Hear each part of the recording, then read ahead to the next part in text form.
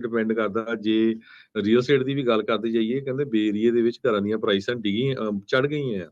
ਕਾਰਨ ਕੀ ਆ ਵੀ ਲਿਸਟਿੰਗ ਹੈ ਨਹੀਂ, ਬਹੁਤ ਸਾਰੇ ਘੱਟ ਘਰ ਆ ਜਿਨ੍ਹਾਂ ਨੇ ਖਰੀਦਣਾ ਆ, ਉਹ ਹਜੇ ਵੀ ਖਰੀਦ ਰਹੇ ਆ, ਹਾਲਾਂਕਿ ਇੰਨਾ ਜ਼ਿਆਦਾ ਜਿਹੜਾ ਇੰਟਰਸਟ ਰੇਟ ਵਧਿਆ ਹੋਇਆ ਹੈਗਾ ਆ। ਸੋ ਡਿਪੈਂਡ ਕਰਦਾ ਕਿ ਇਹਨੂੰ ਤੁਸੀਂ ਕੀ ਕੁਐਸਚਨ ਪੁੱਛ ਰਹੇ ਆ, ਪਰ ਓਵਰਆਲ ਜਿਹੜੀ ਸਿਚੁਏਸ਼ਨ ਆ ਇਕਨੋਮੀ ਦੀ, ਉਹ ਸਹੀ ਨਹੀਂ ਹੈਗੀ। ਈਵਨ ਦੋ ਲੇਬਰ ਡਿਪਾਰਟਮੈਂਟ ਇਹ ਕਹਿ ਰਹੀ ਆ ਵੀ ਮਾਰਚ ਮਹੀਨੇ 'ਚ ਅਸੀਂ 2,36,000 ਦੇ ਕਰੀਬ ਜੌਬਸ ਐਡ ਕੀਤੀਆਂ। ਜੌਬਸ ਹਜੇ ਬਹੁਤ ਅਵੇਲੇਬਲ ਵੀ ਹੈਗੀਆਂ ਆ।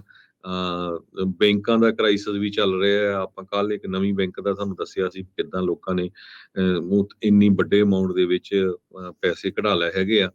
ਸਲੋ ਸੈਸ਼ਨ ਕਰਕੇ ਵੀ ਕਈ ਕਹਿ ਰਹੇ ਆ ਜੇ ਸੈਸ਼ਨ ਇਸ ਸਾਲ ਦੀ ਜਗ੍ਹਾ ਨੈਕਸਟ ਈਅਰ ਆਉਂਦਾ ਆ ਤੇ ਉਹ ਫਿਰ ਜੋ ਡੈਮੋਕ੍ਰੇਟਸ ਆ ਉਹਨਾਂ ਦੇ ਲਈ ਵਾਲਾ ਗੁੱਡ ਨਹੀਂ ਹੋਊਗਾ, ਕਿਉਂਕਿ ਨੈਕਸਟ ਈਅਰ ਪ੍ਰੈਜ਼ੀਡੈਂਸ਼ੀਅਲ ਇਲੈਕਸ਼ਨ ਵੀ ਹੋਣੀ ਆ, ਬਹੁਤ ਸਾਰੇ ਸੈਨੇਟਰਸ ਦੀ, ਸਾਰੇ ਕਾਂਗਰਸਮੈਨਾਂ ਦੀ ਜਿਹੜੀ ਇਲੈਕਸ਼ਨ ਹੋਣੀ ਹੈਗੀ ਆ। ਜੀ ਬਿਲਕੁਲ।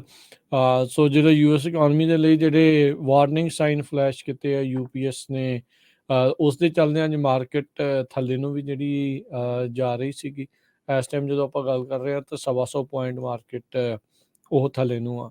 ਬਾਈਡਨ ਜਿਨ੍ਹਾਂ ਨੇ, ਜਿੱਦਾਂ ਆਪਾਂ ਸ਼ੁਰੂਆਤ 'ਚ ਦੱਸਿਆ ਸੀਗਾ ਵੀ 2024 ਦੀ ਰੀ ਇਲੈਕਸ਼ਨ ਦੇ ਲਈ ਆਪਣਾ ਨਾਮ ਜਿਹੜਾ ਉਹ ਮੈਦਾਨ ਦੇ ਵਿੱਚ ਰੱਖ ਦਿੱਤਾ ਆ। ਉਹ ਇਕਨੋਮੀ ਨੂੰ ਲੈ ਕੇ ਬੜੇ ਵੱਧ ਚੜ੍ਹ ਕੇ ਗੱਲਾਂ ਜਿਹੜੀਆਂ ਉਹ ਕਰਦੇ ਆ, ਪਰ ਅਜੇ ਵੀ 40 ਸਾਲਾਂ ਦੇ ਰਿਕਾਰਡ ਤੋੜ ਮਹਿੰਗਾਈ ਜਿਹੜੀ ਉਹ ਚੱਲ ਰਹੀ ਆ। ਹਾਊਸ ਹੋਲਡ ਦੇ ਜਿਹੜੇ ਫਾਈਨੈਂਸਿਸ ਆ, ਬਜਟ ਜਿਹੜੇ ਆ ਉਹ ਉਥਲ ਪੁਥਲ ਇਸ ਟਾਈਮ ਹੋ ਚੁੱਕੇ ਆ, ਡਿਟੀਰੀਓਰੇਟ ਬਹੁਤ ਜ਼ਿਆਦਾ ਹੋਏ ਆ। ਜੌਬ ਮਾਰਕੀਟ, ਜਿਸ ਦੇ ਬਾਰੇ ਬਾਈਡਨ ਹੋਣੀ ਬਹੁਤ ਵੱਧ ਚੜ੍ਹ ਕੇ ਗੱਲਾਂ ਕਰਦੇ ਇਕਨੋਮਿਕ ਟਾਕਿੰਗ ਪੁਆਇੰਟਸ ਦੇ ਵਿੱਚ, ਉਹਦੇ ਵਿੱਚ ਵੀ ਵੀਕਨੈਸ ਜਿਹੜੀ ਉਹ ਆ ਰਹੀ ਆ।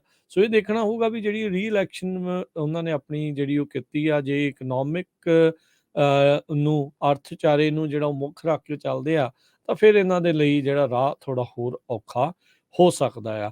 ਅੱਜ ਇਹਨਾਂ ਨੇ ਆਪਣੀ ਏਜੰਡੇ, ਇਸ ਇਕਨੋਮਿਕ ਏਜੰਡੇ ਦੇ ਉੱਤੇ ਸਪੀਚ ਵੀ ਜਿਹੜੀ ਉਹ ਦੇਣੀ ਆ, ਜਿਸ ਵਿੱਚ ਜਿਹੜਾ ਹਰਜੋਤ ਸਿੰਘ ਜੀ ਮੈਨੂਫੈਕਚਰਿੰਗ, ਰੀਬਿਲਡਿੰਗ ਤੇ ਗੁੱਡ ਪੇਇੰਗ ਯੂਨੀਅਨ ਜੌਬਸ ਦੇ ਉੱਤੇ ਕਹਿੰਦੇ ਆ ਵੀ ਉਹ ਗੱਲ ਕਰਨਗੇ। ਵਾਈਟ ਹਾਊਸ ਨੇ ਜਿਹੜਾ ਇਸ ਦੇ ਬਾਰੇ ਦੱਸਿਆ ਹੈਗਾ ਆ। ਸੋ ਹੁਣ ਦੇਖੋ ਕੀ ਜਿਹੜਾ ਇਸ ਦੇ ਵਿੱਚ ਬਣਦਾ ਆ, ਪਰ ਇਕਨੋਮਿਕ ਹਾਲਾਤ ਆਪਾਂ ਦੇਖ ਰਹੇ ਹਾਂ ਪਿਛਲੇ 1 ਸਵਾ ਸਾਲ ਤੋਂ ਲਗਾਤਾਰ ਕਮਜ਼ੋਰ ਹੁੰਦੇ ਨਜ਼ਰ ਆ ਰਹੇ ਆ। ਤੇ ਇਸੇ ਦੌਰਾਨ ਇਲੈਕਸ਼ਨ ਦੇ ਵਿੱਚ ਜਾਣਾ, ਖਾਸ ਕਰਕੇ ਐਂਟੀ ਇਨਕੰਬੈਂਸੀ ਦਾ ਜਿਹੜਾ ਉਹ ਸਾਹਮਣਾ ਕਰਨਾ, ਇਹਨਾਂ ਦੇ ਲਈ ਕਾਫੀ ਚੁਣੌਤੀ ਭਰਪੂਰ ਜਿਹੜਾ ਉਹ ਰਹਿਣ ਵਾਲਾ ਆ। ਜਦੋਂ ਜੇਬ ਦੇ ਵਿੱਚ ਨਾ ਹੋਣ ਡਾਲਰ ਤਾਂ ਫਿਰ ਲੋਕਾਂ ਨੂੰ ਸਾਰੀਆਂ ਖਾਮੀਆਂ ਬਹੁਤ ਆਸਾਨੀ ਦੇ ਨਾਲ ਨਜ਼ਰ ਆਉਂਦੀਆਂ। ਜਦੋਂ ਜੇਬਾਂ ਭਰੀਆਂ ਹੁੰਦੀਆਂ ਫਿਰ ਕਮੀਆਂ ਵੀ ਜਿਹੜੀਆਂ ਆ ਉਹ ਬੰਦਾ ਨਜ਼ਰ ਅੰਦਾਜ਼ ਕਰ ਜਾਂਦਾ ਆ। ਪਰ ਅਜਿਹੇ ਮੌਕੇ ਦੇ ਉੱਤੇ ਜਦੋਂ ਅਰਥਚਾਰਾ ਖਾਸ ਕਰਕੇ ਕਮਜ਼ੋਰ ਚੱਲ ਰਿਹਾ ਹੁੰਦਾ ਆ ਤਾਂ ਫਿਰ